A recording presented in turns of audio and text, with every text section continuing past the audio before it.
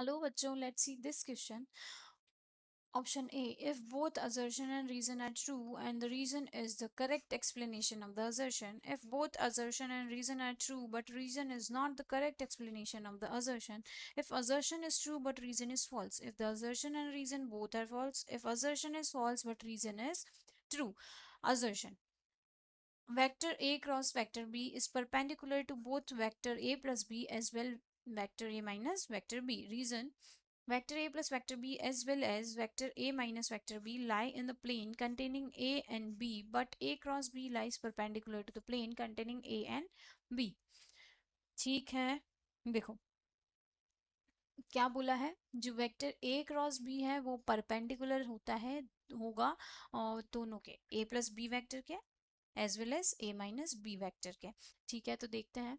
देखो यहाँ अगर मैं बात करूँ A माइनस बी वैक्टर की, किसकी बात करूँ, अगर मैं बात करती हूँ A माइनस बी वैक्टर की, और वो मैं मान रही हूँ, बस ऐसे हम कंसिडर कर लेते हैं कि मैंने क्या किया, जो A वैक्टर है उसको ले लिया 3i कैप, और जो दूसरा वेक्टर है उसको ले लिया 4j कैप। वैसे ही मैंने बी वेक्टर के लिए भी मान लिया 2i cap plus 3j cap. ठीक है, अब यहाँ से हमें क्या लेना है, a प्लस बी वैक्टर, तो हम कैसे लेंगे, a vector plus B vector, वो कितना निकलेगा हमारा 3 plus 2 5i cap plus 4 plus 3 7j cap.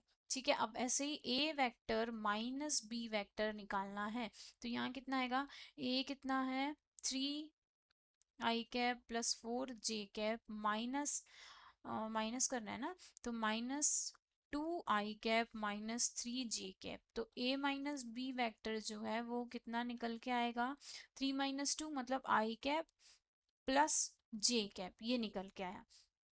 ठीक है, तो देखो अब यहाँ क्या है, अब वो कंडीशन क्या होती है जब एक दूसरे के परपेंडिकुलर होते हैं, जब दो वेक्टर्स डॉट प्रोडक्ट हो एक दूसरे का, ठीक है, और वो जीरो के बराबर हो, ठीक, तभी वो परपेंडिकुलर होते हैं। तो ए क्रॉस बी के लिए हम क्या लगाएंगे, perpendicular to both A and B, ये मतलब ये वाली चीज, तो यहाँ इसको निकालने के लिए हम क्या करेंगे, ये हो जाएगा हमारा ए क्रॉस बी क्या आएगा, पहले ये देखते हैं हम, ए क्रॉस बी जो है वो कितना आएगा, ए क्रॉस बी आना चाहिए हमारा 3 4 2 एंड 3, तो यहाँ से देखो कितना आएगा, ये हमने सॉल्व किया, ए क्रॉस बी निकाल लिया, तो ए क्रॉस बी निकालने के लिए ये हम जीरो करते हैं, ये जीरो करते हैं, तो यहाँ से देखो कितना आएगा, ये कैंसिल किया तो ये पूरा जीरो, क्योंकि यहाँ से इसको जीरो से, ये जीरो से इसको कैंसिल किया तो ये भी जीरो, ये i cap plus 0j cap plus, अब यहाँ से इसको हटाया तो कितना आया 9 माइनस 8 के कैप, मतलब के कैप आया यहाँ पे इसकी वैल्यू ए क्रॉस बी की। अब देखते हैं क्या होगा, अब देखो यहाँ कितना है, इसके परपेंडिकुलर होना चाहिए है, तो परपेंडिकुलर के लिए A cross B dot A plus B equals to 0, तो यहाँ ए क्रॉस बी कितना है, K cap dot A plus B 5i cap plus 7j cap, ये है। तो यहाँ से डॉट प्रोडक्ट निकालेंगे तो ये k को, यहाँ पे इधर भी i और j जीरो है और इधर k जीरो है, तो यहाँ से क्या निकला, जीरो आ गया, तो मतलब ये एक दूसरे के परपेंडिकुलर हैं। अब वैसे ही a क्रॉस b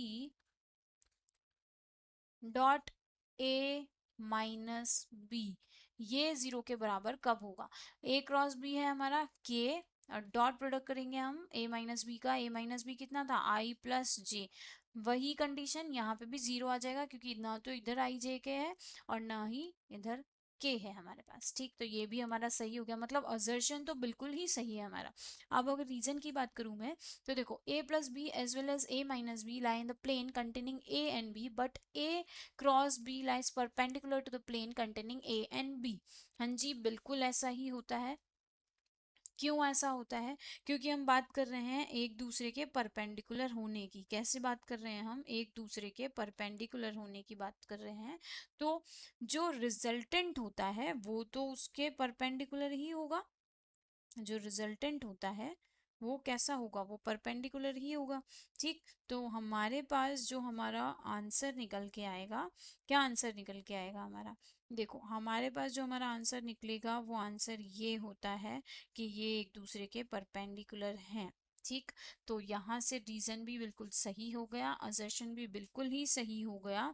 तो हमारा जो ऑप्शन होगा, ऑप्शन कौन सा आ जाना चाहिए कि दोनों ही बिल्कुल सही है। If both assertion and reason are true, the reason is the correct explanation. Both assertion reason are true but reason is not the, नहीं, हमारा ऑप्शन ए जो है वो बिल्कुल ही सही ऑप्शन है। So best of luck.